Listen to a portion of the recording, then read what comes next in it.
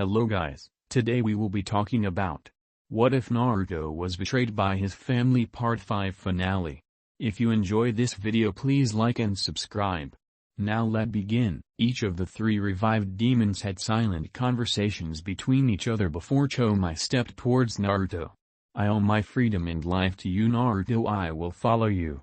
Kakuo too stepped up and gave a low bow differing the higher status to Naruto. You took my life once but returned it to me when you had no reason to choose me, I will follow you as well. All looked towards Goku for his answer. The redhead crossed his large arms and rolled his head before opening his eyes. Fine, but we better win. Naruto now sported a large fanged grin. Then let's go. Waving his hand, the air wavered before the intense power of Makai could be felt as the tear in space opened. Chomai stepped back before sprouting his wings. Give me a minute, I will be right back.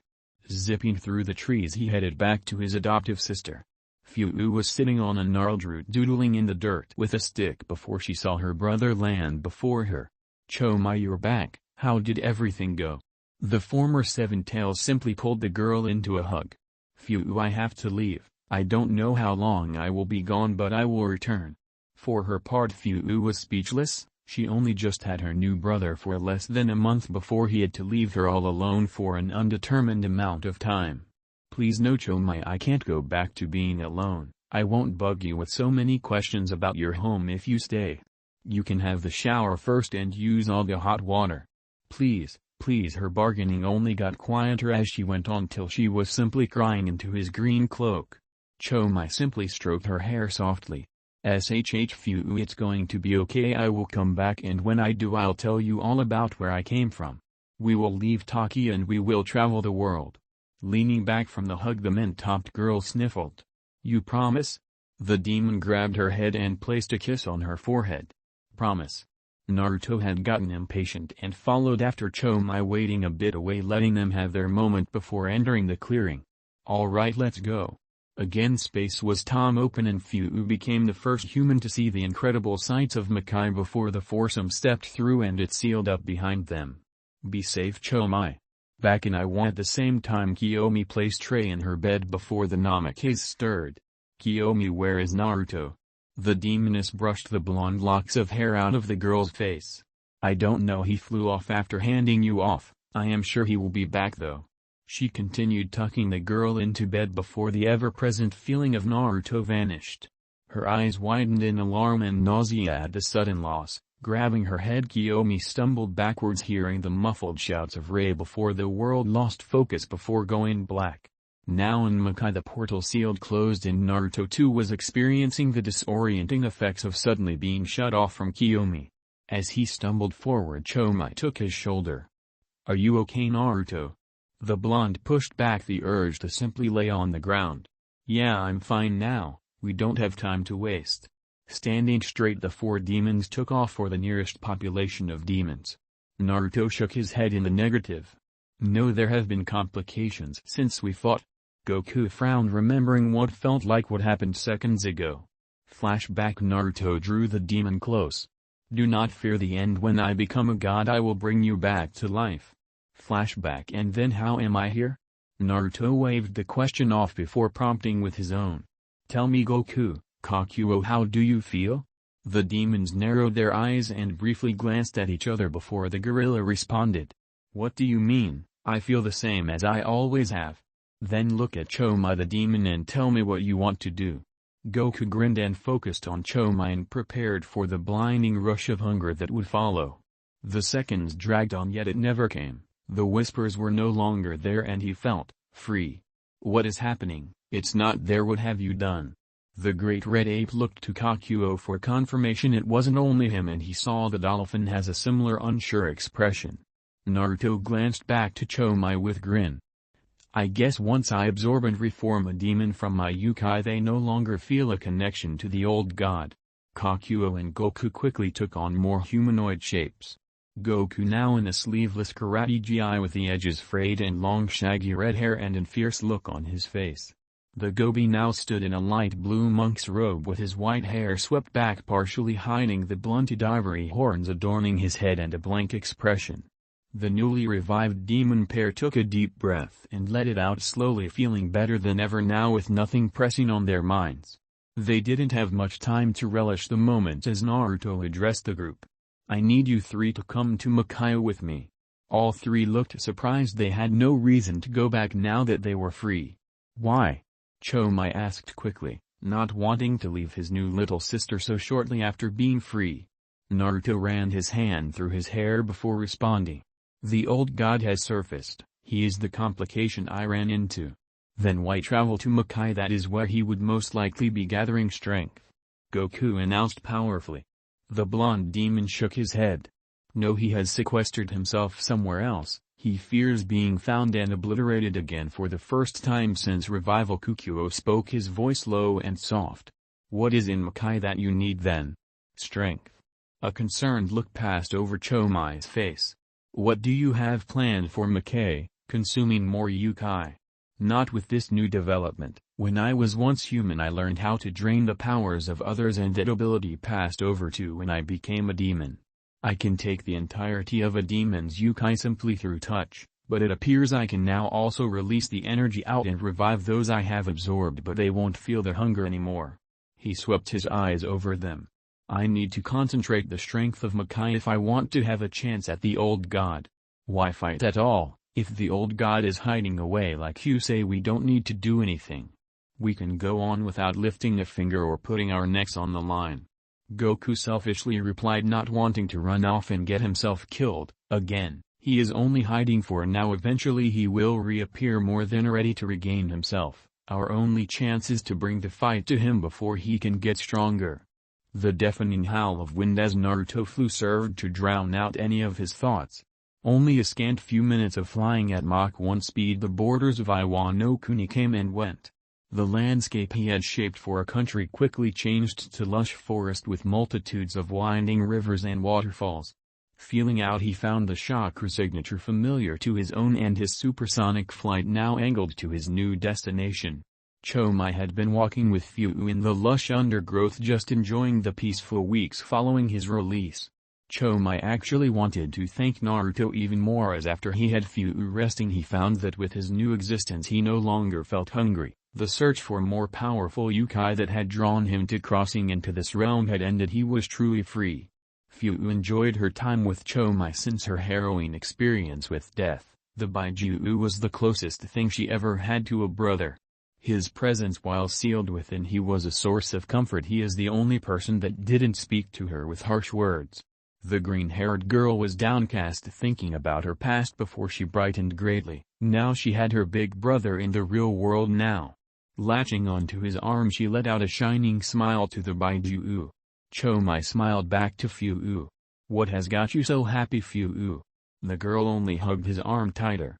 "I never thought I would have any family, but you're the best brother I could ask for." The former Seven Tails only chuckled. This was a reoccurring thing since his release. She would get a sad expression before latching onto him, grinning ear to ear. "Well, I never thought I would ever have a little sister either, especially not a great one like you." Rustling the mint hair, the girl let go and they continued strolling through the woods, idling, chatting about anything that came to mind. Mid-conversation, Chomai stopped paying attention and started staring intently at the forest canopy. "Hey Chomai, what's up?" Fuu queried softly, confused by his sudden change in mood. The Baiju parted his lips like he was about to respond before there was a large crash before a solid beam of light now illuminated the kneeling and parted winged form of Naruto was seen by Fuu. The girl, recognizing her week-long tormentor, hid behind the deep green cloak of her brother. Giving a shallow bow to the one who freed him. "Good afternoon, Naruto. To what do I owe for your visit?" The winged demon's wings dissolved in a hazy mist before giving a small nod of his head toward his kin. "If you have a moment, I want to talk to you for a few minutes." "Sure." He turned to Fuu. "This will just be a minute, Fuu, I'll be right back." The now shy girl gave a weak nod in acknowledgement. Beckoning Chomai to follow after him, Naruto walked a little further through the sprawling trees. They walked for a bit before Naruto stopped. "Chomai, how is freedom treating you? Thinking on the short time in the world without the constant urges to kill and consume when not sealed?" It has been very refreshing not being restricted to second-hand feelings within a Jinchuriki. To tell the truth, if I had the choice I would have traded everything to have this from birth. Why do you ask? You seem downcast. Naruto must have had very bewildered look on his face because Chomai gave a small chuckle. I don't really want to talk about it right now. Moreover, what do you mean trade everything for this? You haven't been sealed that long from what I remember. No, but not having the clawing hunger at the back of my mind is well worth everything before it. Now the blonde demon was very surprised. You don't feel the hunger, how is this possible? All demons feel it. Giving a non-committal shrug, Chomai only had an inkling to the cause. Ever since you absorbed and released me I haven't felt it, and I am definitely enjoying this new lease on life. Naruto's eyes tracked around, thinking on this extraordinary discovery before settling on a determined look. So you said you felt this after I reformed you. This needs testing. His eyes closed and he concentrated on his mental plane. Now Naruto's mental plane was not the same as when he was human, and even more profoundly different than Kiyomi's. What once a winding maze of water-soaked bricks was now one straight hallway lined to the visible ceiling with cells, and in every cell was a motionless demon lying in a simple bed. Walking through the hall he saw and remembered each and every one he brutally killed and consumed. Both voracious predator and peaceful demons lined the walls. Finally reaching the two cells he came for, the bars vanished and the confined demon bodies levitated to his outstretched hands. The mindscape bled into the real world, and within each palm Naruto held a small orb of his own energy. Lobbing the yokai a few meters away, they quickly formed a man-sized hulking crimson gorilla and white dolphin horse. With a roar the gorilla slammed its chest before realizing where he was, or rather where he was not. Is it done? You have fulfilled your promise? Rey grinned at her success in the heavy hit. She could teach him a lesson yet. She didn't know what lesson she was trying to enforce, but damn did it feel good. Readying for another bout, she prepared to close the gap, but she was too late. Naruto's chakra exploding, propelling him forward, generating a sonic boom. She did not have time to put up a block as he slammed into her, sending them both higher into the sky. His strikes were solid and perfect as each succeeded in driving the air from her body. There was no defense against his onslaught that only battered and bruised her body, while the yokai did its best to protect and heal. A final uppercut sent Rei's body into a slow arc before the yokai finally dissipated and her unconscious body began its free fall. Naruto watched with minuscule regret as her battered form fell further. Catching up to the limp form, he wrapped his arms under her arms and knees before landing softly on the ground. Already Kiyomi had raced to meet them after feeling the release of the yokai. Naruto, what happened? Take her. He never met her eyes and handed the young lady over before lifting off the ground and creating a sonic boom as he flew faster and further from his home in Iwa. With a final thunderclap he vanished, leaving only the dispersing clouds to show he had been in the skies. Quick kisses and pecks were exchanged before Naruto pushed himself to his feet and made for the exit. Closing the mighty doors of his large home, his wings materialized from black haze and he took flight, tracking the small pendant Rey wore. Rey sat next to a park pond, slowly rubbing off the small amount of makeup she wore. Red lips faded to a light pink and rosy red cheeks lost some of the color. Watching her reflection, she reached out, touching the surface, causing image to ripple. She felt a small gust, and when the crystal water stilled she saw her brother. No, she saw Naruto standing behind. Instantly the soft look solidified into a stern gaze. What do you want, Naruto? Already anticipating the cold shoulder, Naruto held a neutral expression. I came here to talk about what I said earlier. After seeing Kushina and hearing their selfish reasoning for what they did to me, it wasn't just the ceiling, what they did to me and you pushing what I never had or wanted anymore. I shouldn't have said what I did at the time, shouldn't have said it, not a sorry or explanation, it just slipped out. He'd started entering the previously cold voice of this Namake's girl. Already Naruto could tell this was going south quick, so he tried to wrap this up before it could boil over on him. I shouldn't have let my anger get the better of me, but I did, and I'm sorry that I said it. Now the heat from her voice must have entered Rei's blood as pale cheeks were flush and she formed his scowl. Sorry for it being true, or sorry that I heard it? A little of both, I suppose. What you said to our mom and me really hurt. We can hire Asian back to Konoha, talk to her and explain the whole situation. There that was again, she just couldn't let it be that he would never accept the woman as a mother, especially not now that he was an immortal demon after they brutally murdered him. Please don't refer to her as my mother. I already said she is not and will never be that to me. Naruto, she loves you, she never meant to do any harm to you. You just need to let her explain. I'm sure you can forgive her. Tiring of this topic. She put everyone else above a small helpless child. As far as I can tell, that is the furthest thing from love. A normal person wouldn't do that to their own child if they had even a shred of moral in their soul. I can never accept her as anything other than someone who aided in killing me when I was mortal. Naruto, you just have to trust her. It was for the best. If they hadn't done that, then we may never existed altogether. Naruto was getting talked down to by a woman, and it was hitting the pride he had to have gotten from being a demon. Jaw clenched and narrowed eyes, Naruto snatched Rey from her seat, taking off into the air. Naruto's wings pumped faster and faster, gaining speed and altitude. Rey barely had a chance to squeak as the rush of wind and shift in gravity held her breathless for a few seconds. Finally Naruto's climb seemed to end as he reached a hair over 4 kilometers above ground. Lifting Rey up to eye level, Naruto spoke in an even tone. This was my experience as a mortal with those I trusted. Feeling the bite of the thin cold air, her retort was stolen as Naruto released his firm grasp. The first handful seconds of the fall were almost calm as the whipping wind silenced all other sounds. She watched Naruto's frame get smaller and smaller before she broke through the clouds and her body rotated to see the earth below. The rushing air and adrenaline made her breath short, heart beat faster, and pupils dilated as panic set in. Terrified screams tore from her throat, her body tumbled helplessly through the atmosphere. Finally needing to breathe, her screams stopped and Rey tried to focus on surviving. Closing her eyes, she called on the brilliant ocean blue Yukai of her pendant. Immediately the jewel responded, providing a burst of the energy needed required. Catching up to the tumbling girl, Naruto's Yukai exploded from the pendant and his dive came to halt with his mighty wings flaring out.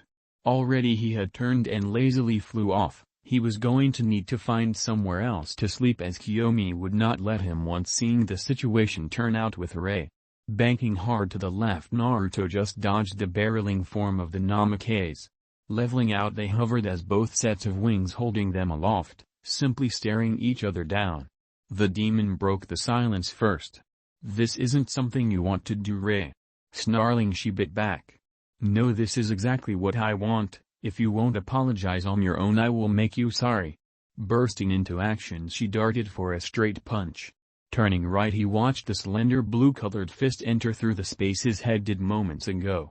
Slapping the fist upwards, Naruto jammed his elbow into her gut, sending her back. Resuming a lazy float, Naruto crossed his mighty arms as he watched the girl recover. Rey resumed her charge, each punch and kick missing their intended target by insignificant margins or stopped by the solid muscle of the demon. Each strike punctuated by the pumping of large wings generating the force behind each blow. Rey threw an arcing haymaker which Naruto held his forearm to block. To his surprise, the blue fist phased through his arm and the true hidden fist sailed beneath the raised arm, striking him solidly in the jaw. Head spinning, Naruto's body spun before he gained his bearings. Wings catching air, he stopped his descent. His eyes narrowed at the crooked smirk across the fiery blue visage. The sharp elliptical shape took hold of his pupils. "Rey, slow down!" Kiyomi shouted after the sobbing blonde. "What happened while you two were away?" She followed up after the young woman stopped. Looking around, there were no buildings or audience to the girl's emotions, so she created a small bench to rest on. The Namakase girl wiped her eyes ruefully, trying to stop the tears from streaming down her face. "One of my hydration markers went off in Konoha, so I took Naruto with me to get it and leave. It turns out my mom had activated one by accident. We learned why all of this happened to Naruto, why mom and dad did the sealing. They sold Naruto to a god for their abilities to stop the war." The blackened raccoon eyes from her makeup smearing told more occurred. "Why are you crying then, sweetie? What else happened?" The demoness wrapped an arm around Rey's shoulders. "Naruto is such a jerk. Mom said she never stopped loving him even now, but he just got angry. He made her cry and I got mad, and told him to stop. Then he exploded and said he didn't care about me. Sighing, Kiyomi rubbed circles on the young lady's back to soothe her tears.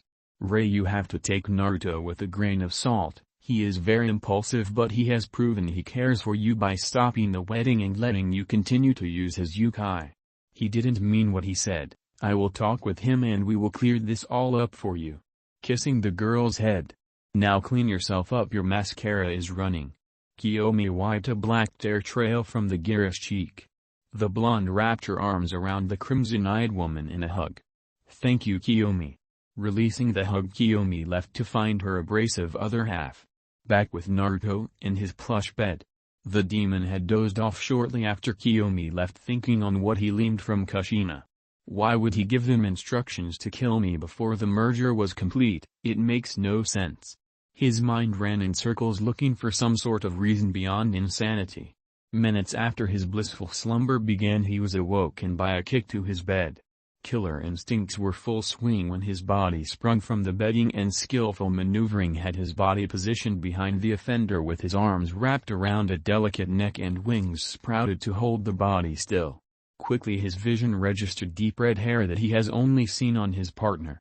Letting the hold go and his wings to vanish, he fell back into the bed with an arm covering his eyes. You shouldn't wake me like that. Kiyomi rolled her eyes. You should go find Rey now and apologize for being an ass.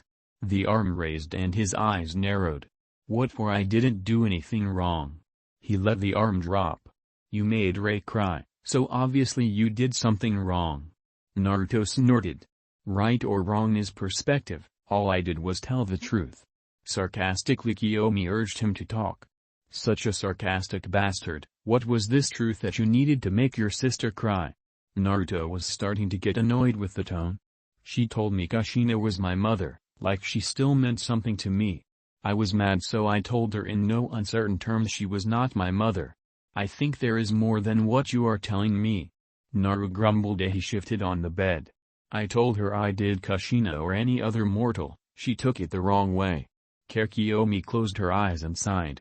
How was she supposed to take it? Naruto, you need to think before saying these things. You're the demon with thousands of years of knowledge, how can you act immaturely? Naruto kept silent, already knowing he should have been more tactful. The quietness held for a few more seconds before Kiyomi spoke. So what are you going to do about this? Sitting up, Naruto rubbed his brow, both in preparation for a headache to form any moment. I can talk with her and get this to blow over. I will think of something. Kiyomi knew this was probably the worst solution. Why can't you just tell her you're sorry and you love her? That would be the easiest way. You already know I can't do that. Slipping her slender arms around his neck, she hugged him close to herself. I cannot make you do anything, Naruto, but you should try, not for me but for yourself. Accepting the embrace, he pulled her flush to himself. I love you, Kiyomi. Naruto went to retort, but Kiyomi left him no room. I said you will apologize, am I clear? Growling at the back of his throat, he replied. Crystal. Nodding her head, Kiyomi gracefully left to find the distraught young woman. Naruto on the other hand sighed and went to have a nap before the headache was to begin. The cruel grin appeared on this god's face once again. Excellent. Black chains moved around Minato's hand before flowing into a circle of black over his heart. I haven't forgotten about you, my dear. The god appeared holding his hand to Kushina's stomach, embedding his power directly into her womb. Your firstborn is mine, and into it shall the Kyuubi be sealed. You will bring the Kyuubi on the night of your child's birth. Do not summon me until then. Another black portal appeared beneath the god's feet and he began to sink. It was such a pleasure to meet you both. Best wishes. The god broke into hysterical laughing and continued to echo after his portal closed up. Kushina collapsed and began sobbing. Minato wrapped his arms around her and tears even flowed from the blonde's eyes. Flashback. And the next day we figured out how to work our new abilities, and the day after we presented them to the Sandaime. Kushina rubbed the tears she had from remembering the day they essentially signed away everything. You know the rest from history. Our combined strength obliterated whatever alliance or formed coalition. It was shortly after that the war had ended and Konoha's reparations from the other countries revitalized the village. Naruto spoke for the first time since arriving. And what about my birth? Did you feel anything that night? Kushina lowered her head in shame. We loved you very much when you were born with your brother. Why was I chosen instead of the other son? We initially didn't know which, as you were both our firstborn being twins. Only difference was your etched cheeks, so we had both of you prepared. Minato drew the Kyuubi from its cave and I summoned the god. He said the one marked in black and you had the black marks. And just like that I was no longer loved after you traded me away? Naruto snarled. We offered you to him after the sealing. He laughed and said we were to kill you in 15 years once the soul merger was complete. But I never stopped loving you. We thought our son was no longer himself. Again Naruto curbed his distaste for this woman. Then he lied to you. Kiyomi and I had only partially merged at our death, so I endured everything that happened, the blazing kunai splitting my flesh, each part of my body cut out, and even the last moments as the yondaime stomped on my chest. Kushina buried her face into her hands, crying at both the brutal memory and the knowledge that her son had felt the torture. We didn't know. She rasped out. Of course you didn't know. You were too gutless to face defeat, so you sold me away and any shred of humanity you had left. Rey had enough of her brother's verbal assault. Stop, Naruto. She has had enough. You may not like her, but she is still your mother. She is not my mother. I am a demon now and nothing you say or do will ever change that. I am immortal. I have no attachments to mortals. Now Rey looked about ready to cry. I am going back to Iwa. Goodbye Mom. Don't tell Dad I was here or about the marker. Standing up, Rey waited for her brother's hand on her shoulder. No, he was not her brother, he was only Naruto. Blue yokai seeped from the necklace, powering the long-range transfer, and their bodies began vibrating before disappearing completely. Kushina collected the marker, stashing it into her pockets and cleaning up the room once again, with tears escaping occasionally. Back in Iwa, the paper marker on the floor of Naruto's house lit up and the duo materialized. Rey shrugged the hand off her shoulder and she dashed from the house seeking solitude. Kiyomi came into the room with a confused look on her face. I just saw Rey crying. What happened, Naruto? Turning his head away, he softly replied. I got angry and said some things I shouldn't have, then we came back and she ran off. Immediately the confusion turned into a stern gaze. Then you will have to go apologize. I said I shouldn't have said them, not that they weren't true. He snapped back. Taking a deep breath, Kiyomi prevented herself from getting angry. I will go calm her down, but you will apologize for whatever you did. Disappearing, he was now beside Minato with an arm draped over his shoulder. Oh no, that was to stop me from ripping your bodies apart and leaving them for the maggots. What I want in return for this is so much more personal and much harder to come by. Vanishing, her was now behind Kushina with a hand on her flat stomach. What I want is your firstborn. Brushing his nose through her long hair, he inhaled deeply. You smell delicious. You picked a good one here. The Uzumaki spun as her elbow passed through the smoke where his head was. No, you won't get any of my children. The gods stood back at their front. And feisty too. Alas, I am not here for this. Minato moved to his girlfriend's side. Is there anything else you want? But any kids are off the table. Minato said while preparing to fight. The god saw them tensing and he brought his hands up in peace. I think it is more than a fair trade if you think about it. I will give you the strength to bring your peace, and all I ask for is one life. Let me show you what you will gain for this one teeny tiny request of mine. Once again he was next to Minato with his palm open. I will give you the ability to be everywhere, to appear anywhere at any time. As the god whispered his honey-sweet words, the pair watched a miniature Minato standing before an army before vanishing, and the army began erupting into sprays of blood.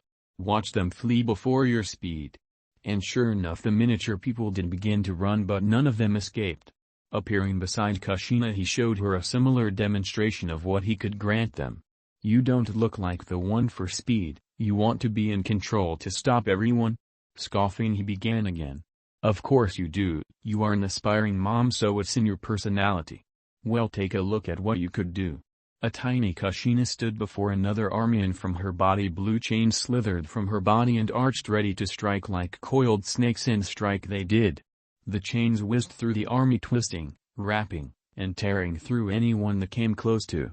You will have chakra so strong you can form chains of near unbreakable strength and precision. From the gentle hold of these chains to the sharpness of any blade you will be capable of. The vision vanished from his hand in a puff of smoke. Once again he was standing before them. He watched as they looked to each other before whispering lowly, "Minato, I don't think we should do this anymore. We should just tell him no and let this war end. We will lose Konoha, but I want my children more. Kushina, I know how you feel. I would want nothing more than to say no, but what will happen if Iwa decides to simply execute or imprison the shinobi?" The Uzumaki chewed her lip in thought. "You don't know that maybe they would let us live peacefully after." Taking hold of her shoulder, Minato looked annoyed. "You know that would never happen. If we do this we can have as many children as you want, 2, 3, a dozen, as many as you want, but I want them to live in peace." Closing her eyes, Kushina gently nodded, letting her boyfriend take the lead. "We accept your deal, for the life of our firstborn." The god nodded at first, but he looked to be thinking, then shook his head. "I don't know, now that I have stopped to think about it, I am getting the short end of this stick." The couple looked more concerned. "I want to sweeten the deal a little more for myself. I know of your Baiju and I can say they have piqued my interest. How about we get a little something more on both our ends? We just want to end this war, nothing else." Kushina exclaimed, nearing tears, as she had already given up one child. "Oh, I know a noble thing you are doing, but I want the Baiju as well now. We can't do that. They're guarded fiercely and incredibly powerful. Even with your powers they would win," Minato said. The god frowned, his sly words and charming personality left. "I'm not really asking anymore. I hold the cards you want and I lose nothing from you walking away. You do things my way or your precious little home will be a memory." Holding his hands behind his back, the god paced and told them how it was gonna go. "You will get me the 9 Baiju sealed in your Jinchuriki or not, and your firstborn child. In return I will grant you the strength and power to end your pitiful war and bring this so-called peace. I am even feeling generous. Your speed is inherited by your children and their children for 4 generations. Now do we have a deal?" the god said, holding his hand out. "Well, we need more time to think on this. You are asking a lot," Minato tried to diplomatically say without blowing the god off entirely. "Going once. You can't expect us going twice." "All right, we will do it," Minato shouted while taking hold of the outstretched hand. Hiruzen visibly sagged under the news and rubbed his face. "Thank you for bringing me this information." Dismissed.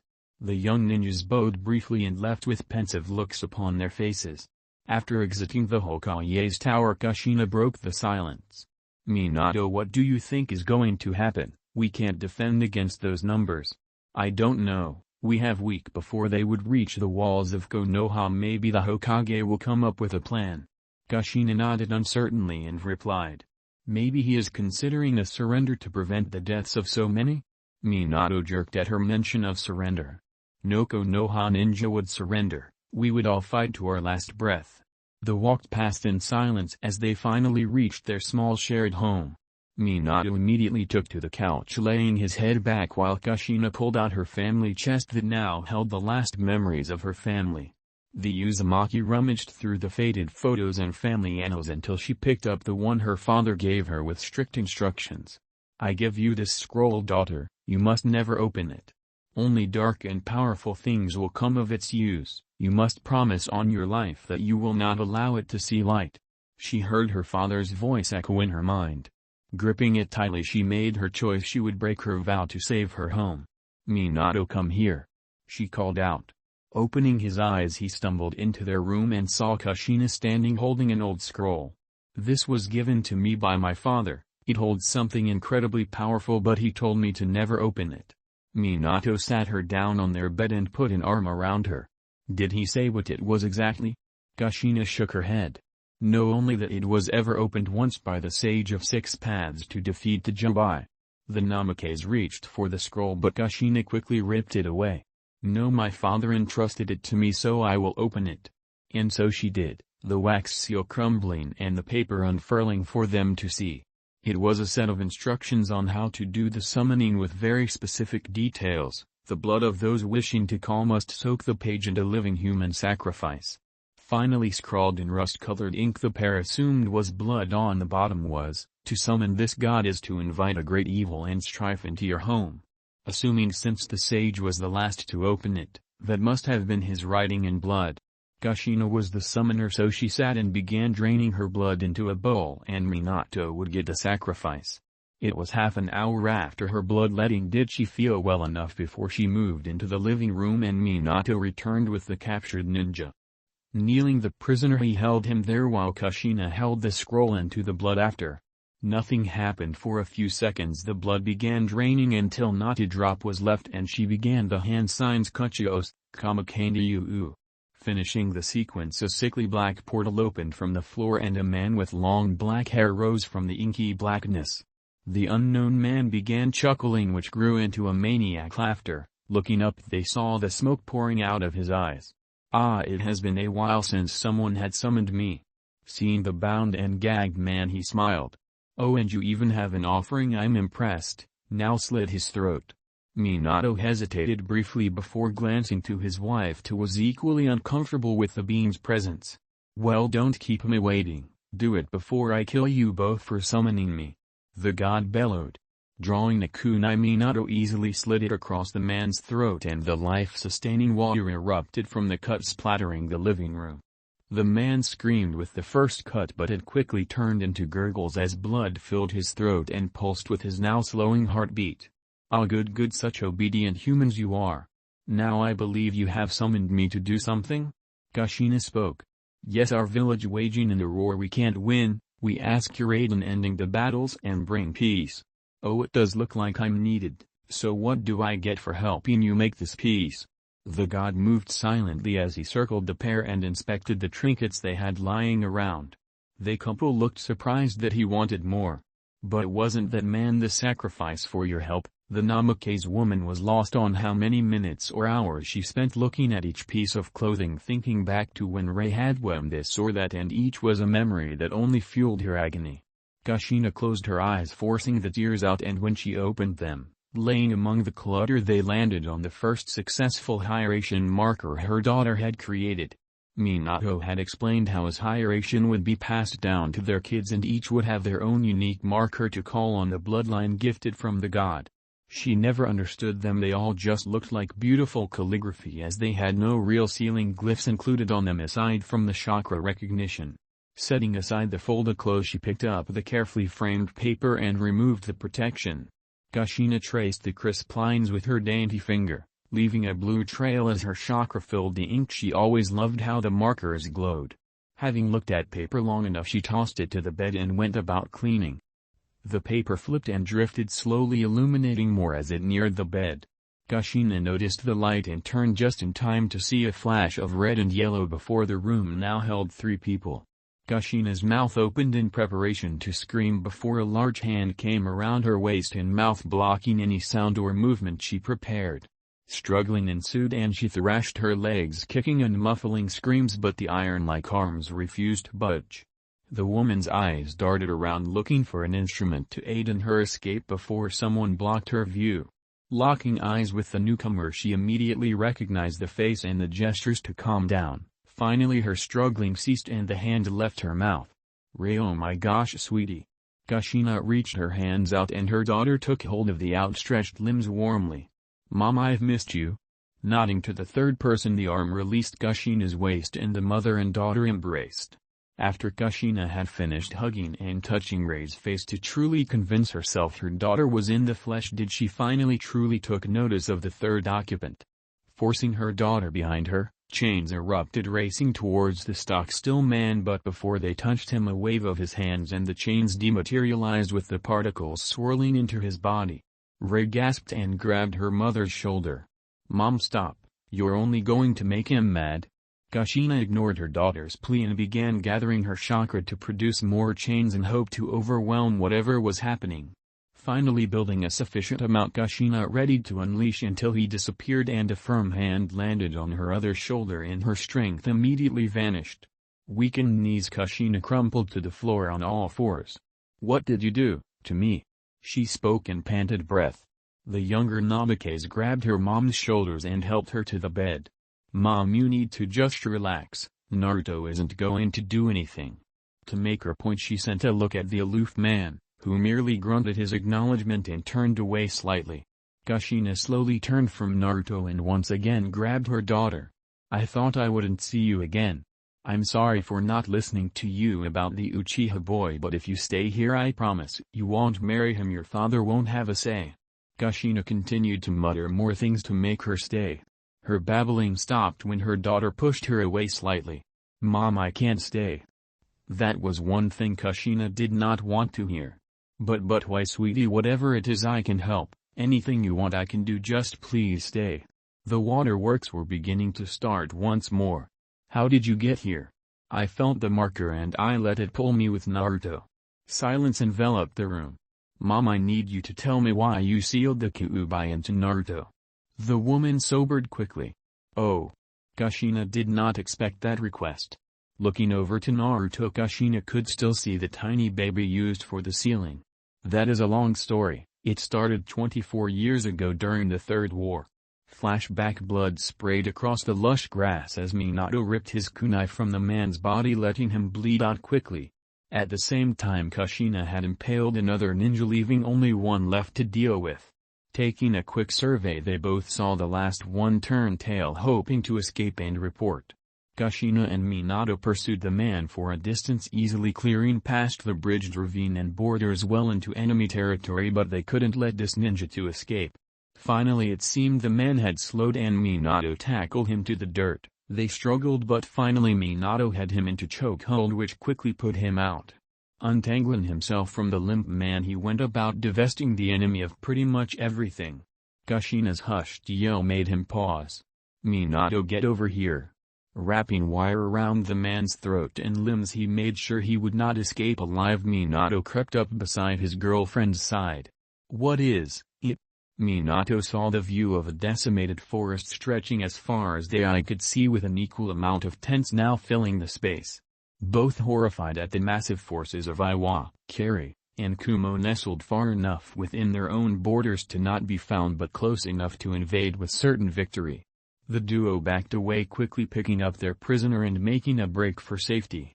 They raced through the night and day, making it back to Konoha in only 2 exhausting days, where they stashed their prisoner and reported to the Hokage. We saw it with our own eyes, thousands upon thousands were there. Kushina exclaimed. Slam. What do you mean he hit Taki? Nagato reported that when they raided the village she had no Jinchuriki seal, and the girl revealed it was Naruto who had appeared with 3 women, one of which fit Rei's description and the other who was present for his attack. Jiraiya read off the shorthand notes his students delivered to him. Growling, Minato ran a hand through his hair. How long ago did this happen? Shuffling the papers, Jiraiya compared dates. Approximately 3 weeks ago. 3 days after his hit on Konoha. God damn it. Tell Akatsuki to move ahead of schedule. We need the other Jinchuriki captured before Naruto can get to the rest. We can salvage the situation. He will understand the complications under these circumstances. Nodding his acceptance, Jiraiya turned sharply from the office, intent to spend as little time possible in his student's presence, still angry over the loss of Tsunade. Even though it had been well over 6 months since her death, he refused to attend the wedding or anything outside of work. Before the door could close, Kushina had entered and rapped on the sill. Can I come in? Looking up from the mess of papers, his sensei Minato nodded wearily to his wife. Yeah, I have the report and put it off to the... Kushina took a seat hastily, eager to talk. So what is the news? The Nanabi is gone as well, that is 5 of the 9 Baijiu. Kushina's face quickly turned worried. This is not good, Minato. The covenant stated we needed them all. We have already lost 4 of them. How will we cut off? By Minato pounding the desk. I know the stipulations of the pact, but unless he provides more help directly, then there is nothing we can do. We will have to continue and hope it is enough. Those words did nothing to soothe her. We should have never used the summoning. The sage is sealed for this exact reason for centuries. How could I have mentioned it? My father trusted me with it and I betrayed him. The first Uzumaki to use the summoning since the sage. There was no other choice. Konoha was losing the 3rd war. We were on the brink of decimation. It was our only option. Minato spoke tensely. Then we should have surrendered. Look at what it has cost us so far, our first son, our daughter, And now even Konoha is at risk with the power Naruto is gathering. Slap! The sound of Minato's hand meeting her cheek sounded clearly. To even consider surrendering would have been a humiliation worse than death. Composing himself, Minato continued. Using the summons gave us the power to win the war. He gave me the hieration and you the chakra chains. Together we turned the tides and almost won the war ourselves. I agree we have lost much, our son and now our daughter running off, but we stand to lose everything if we don't hold up our end of the deal. Kushina choked back the tears threatening to fall from her eyes. We still should have never asked the god for help. We didn't understand the price we needed to pay. Sighing deeply at his wife's single-track mind, he ushered her out. Kushina, you need rest. Go home and take a nap. I'll bring dinner on my way home. After Kushina was gone, the yondaime closed the door and sat at his desk holding his head. With Kushina, the extravagant red-haired woman walked home in a daze as she thought of her first son and how things could have been, then of her daughter and how she should have stood up for Rey when she was obviously against the marriage. Kushina was barely aware she arrived home as she swiftly entered and was in her daughter's room before she knew it. Kushina stood gazing around at the mess that was never cleaned after Rey's hasty departure. Kushina sat on the made bed and began folding strewn about clothes, tidying up should her daughter ever returned. Tears began pouring from her eyes as she folded, leaving dark blotches where the saline water landed.